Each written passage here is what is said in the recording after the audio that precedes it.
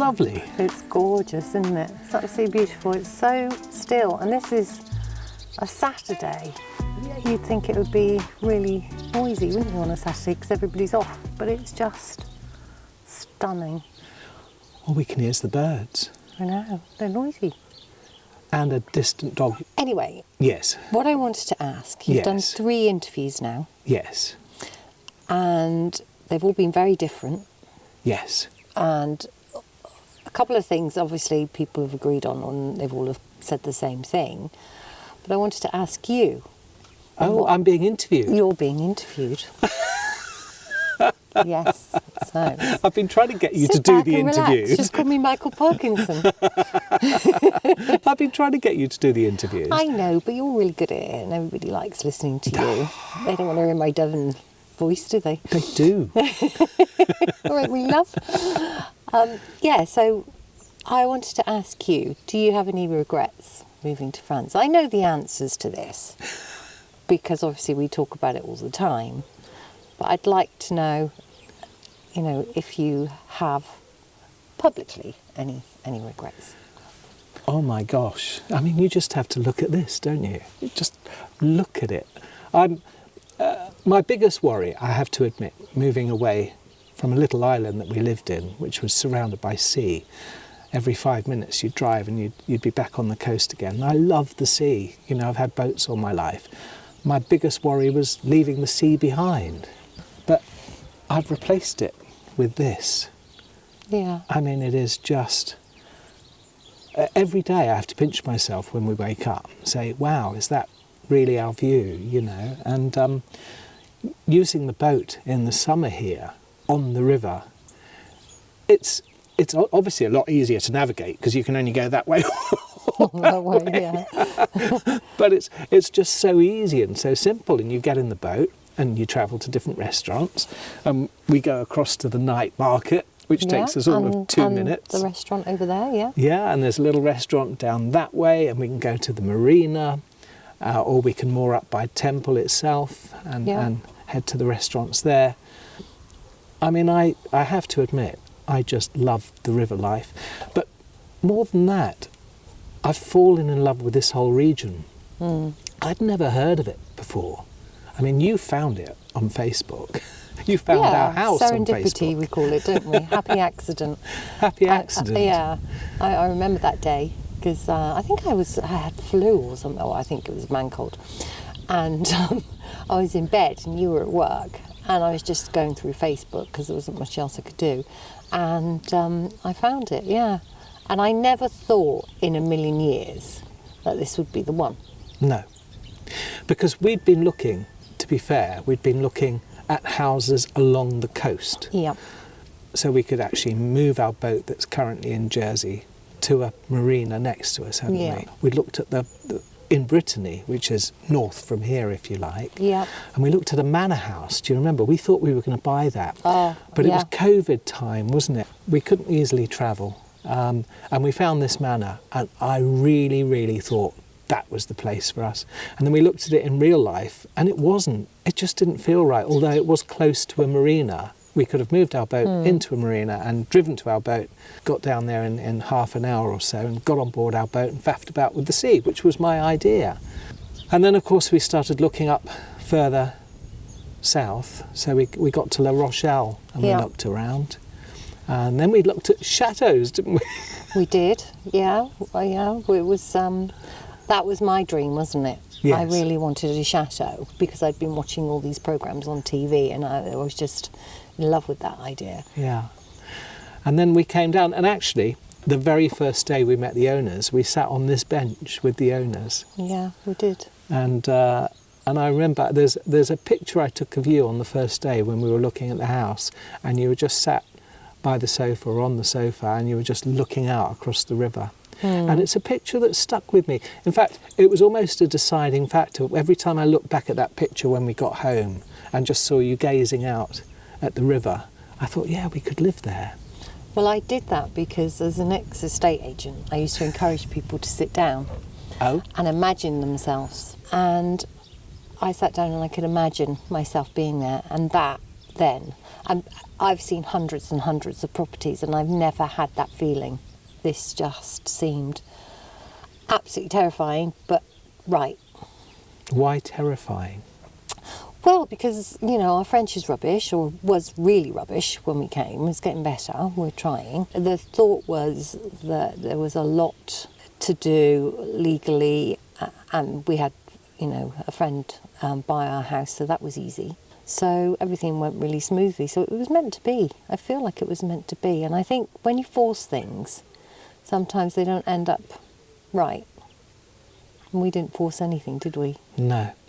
We just thought if it happens, it happens. We were slightly crazy because we paid a deposit on the house because we didn't want to lose it. And that's an interesting thing, actually. When you buy a house in France, you pay a deposit on a house in France, and that kind of secures things for you. So you don't really get gazumped like you do in England, because you both face legal challenges over that. Well, you lose your deposit, and the same with them. If they pull out, they owe you money. Yes.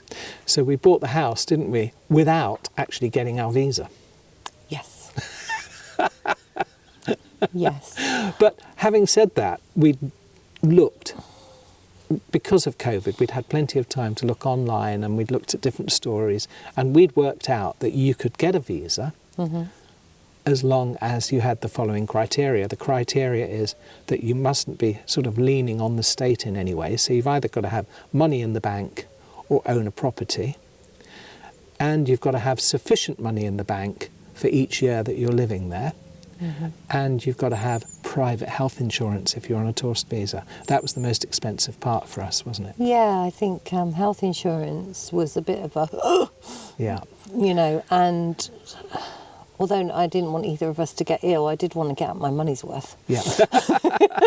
We didn't use it at all. No, we didn't. No. So the interesting thing is that once you've been here for a year, we learnt that you can then actually go onto the French health system, which is brilliant, Fantastic. Isn't it? And we've bought a top-up that covers the extras: teeth, eyes, all that sort of stuff. Yeah, optics, and private room. Private room. Yeah, if you but you don't have to do that top-up. That's quite interesting. So I don't think we've told this to any of our viewers, but actually, when we were first talking about moving, I wanted to move to Spain, and you wanted to move to Italy. but we have mentioned it. I wanted Spain, you wanted Italy. Yeah. And we ended up here. Yeah. I think because we'd done so many boat trips to France as well, we both felt that... I think we thought we were better at French than we actually were. Yes, because it's very different, isn't it? Sitting in a restaurant ordering, which we can do really well. Yeah, we're experts at ordering wine. To actually going to a doctor's and talking about things. I mean, we're learning our body parts really quickly. I've got a gros nez. And a grand bouche. No, I think we thought we were better at French than we actually were. Yes. I think there are certain things that you know how to say, but then they talk back to you. It's like... Deer in headlights. Yeah, deer in headlights. But we are getting... I mean, you went to the doctor the other day for a checkup, and I was with you, and I was amazed how much you understood and responded, and I was really impressed, Yeah, actually. I mean, the doctor said you understand a lot better than you speak. And I think what it is that you might get, say, 5 words in 10, and then you work out the sentence. I think we're quite good at that. But we're kind of diversing, because I really wanted to know if there's anything you regret about moving to France, apart from it not being Spain. No. And gosh, I'm really, really, really happy here. Obviously, I miss family, especially immediate family. I wish that I could speak better French, and I'm doing my best. That's a big issue for me. I'm very jealous of people like Ted that we interviewed the other day, who just goes into a bar and he's jabbering in French. But now I'm starting to talk French to Jean-Pierre, who's behind the bar, and in broken French, in bad French. And Gilles, who teaches us across the river, would be cross with me, but I do drop the grammar. Because I find it easier. If I stop worrying about the grammar, I can make myself understood a little bit. And we've always said, haven't we, that grammar comes. Yes. And at the moment, the main thing is that we're able to integrate. And other regrets? Not really. I do miss a good traditional English pub at this time of year, with a log fire and a pie occasionally and a pint of Guinness. Yeah. But that's no big thing. I mean, we do return back to the UK every now and then, and you've only got to do that once or twice and you've had your fix. I'm starting to find that we've pretty much got everything here. I find the people that I've interviewed, we all talk about English food and bits and bobs that we miss, but in actual fact the French food here is fantastic. Oh yeah, there's some fabulous restaurants. And just us getting used to buying a baguette. I feel like a local Frenchman walking along with my baguette and some ham from the ham man in the market. I call him the ham man, bless him. Yeah. But he's lovely. He slices, un trois, and he asks, how thick you want it, and you say that thick, and he slices it all for you. And it's just all so easy and affordable. But I think going back to, am I happy here? My life has changed because we had a massive mortgage, and I had to work every hour of the day to keep trying to pay that. Mm-hmm. And it was difficult, especially after COVID, because my life changed after COVID because I was a travel journalist before. COVID stopped me dead. Mm. So my travel programs and making travel programs just stopped. And suddenly paying the mortgage was very, very, very, very difficult. It was quite scary, yeah. Yeah. So to be able to sell a property in the UK and in the sale you pay that mortgage off, and then to be able to come here and buy a house and be mortgage free is such an incredible feeling. Absolutely incredible feeling. We're still watching every single penny because it's cost of living here, I wouldn't say is that much cheaper than the UK. But then you find that here, like you could go to Aldi and you could think, oh gosh, Aldi's really cheap. But then a tin of tomatoes might be more expensive than the main supermarket. So it's just, it's just shopping around, isn't it? Wine's cheap. The important things in life are cheap. Electricity's good. Electricity's cheap, yeah. And electricity across France has just been cut by 15%. Yeah. Can you believe that? So can we have the pool heater on a bit more often? So I don't go... Little luxuries. I know. It's the little things that matter. No, I think, you're right. It's very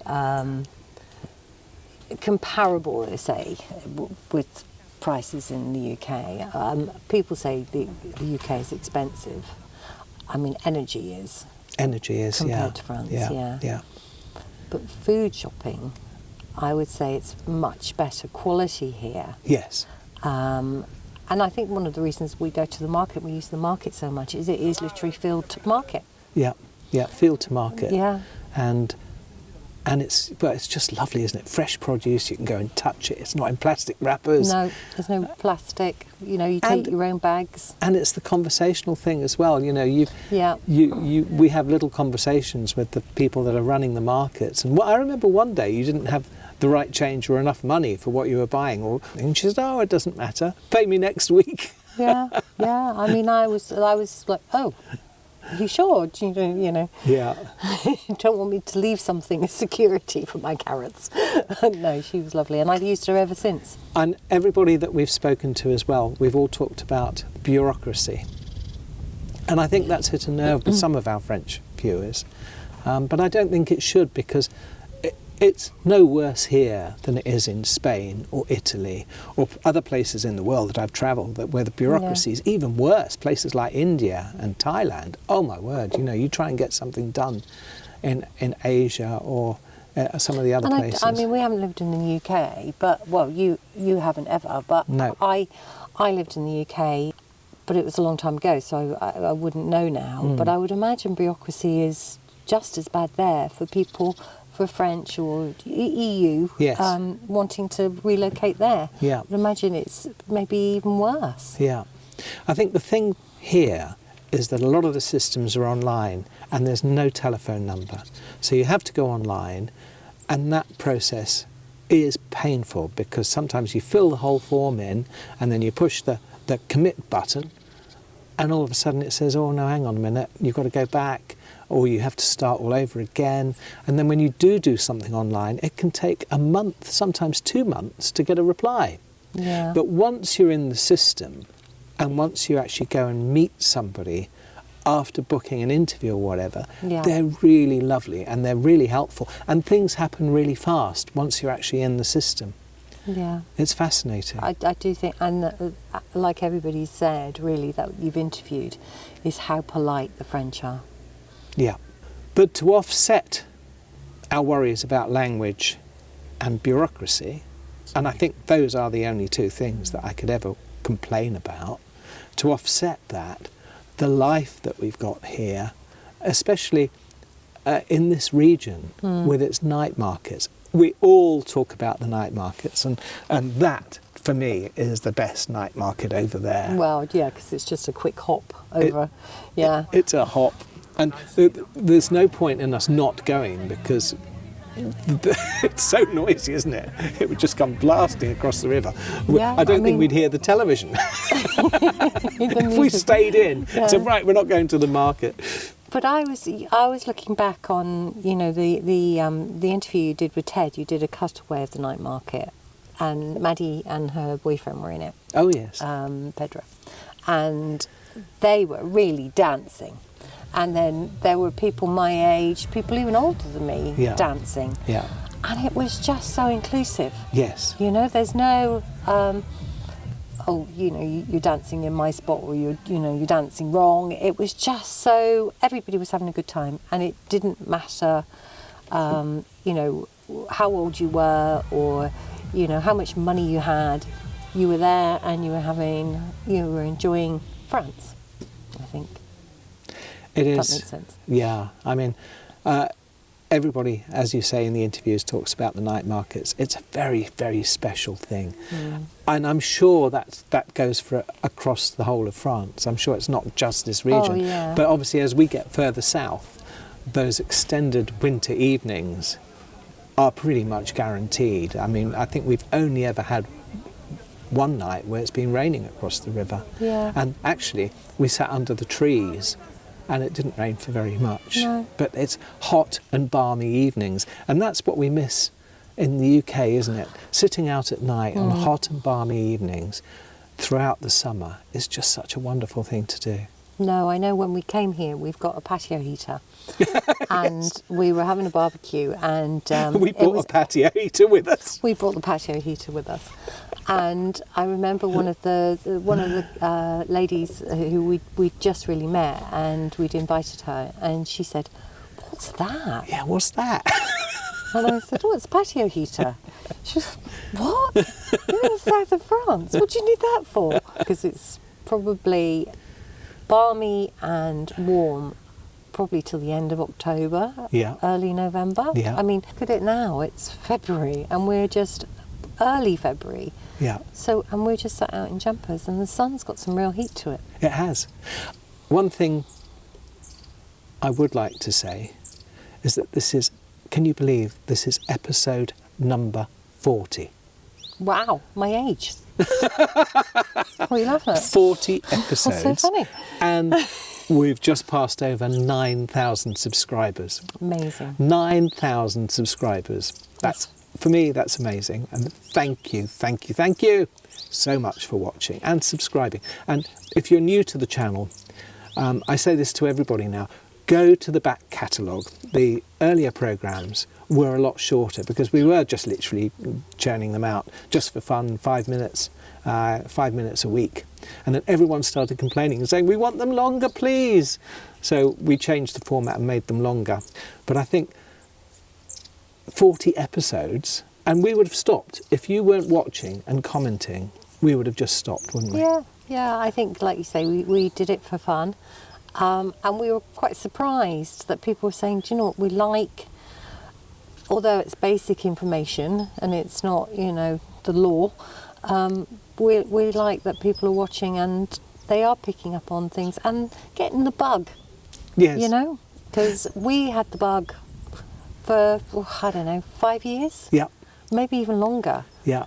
And most people wait and wait and wait, and then they never do it. No. And it's the things you don't do that you regret, as they say. Yeah. No. I mean, I think if you can, do that move sooner than later, because you might wait until you're actually properly at the retirement age, and you might just find that you've just got a year here, maybe less. You know, you could get squashed by a big London bus. You just never know what's around the corner, do you? Well, you won't have a London bus here. I was going to say, you'd be really unlucky if you got squashed by a London bus here. Although, you know, it didn't... Stranger things have happened. I was going to say, now we're on the hunt for a London bus. No, I think... I didn't mean here, I meant when you're at home. I know. Or in America, you could, you know, whatever. Yeah, all right, enough. Talking about people being squashed. You could move here, not get squashed, and get a dog. Yes, everybody needs a dog. There he is. Look, here's Albie. And Albie's changed our life, I must admit. He's the sweetest boy, aren't you? Yeah, I know. We're dog lovers, and I think we believe that every home needs a dog. But this one's been particularly special. He's nearly 2 now, nearly 2 years old. He's 2 on Wednesday. We'll have to film his little birthday party. Yeah, we're going to make you a cake. I wouldn't hold your breath though, because I'm rubbish at baking. We're going to buy you a cake. So anyway, are we happy with our lot? Love my lot. So you're happy with your lot? Very happy with my lot. So I think it's time to say, That's your lot. from the lot, Until next time. goodbye. Goodbye.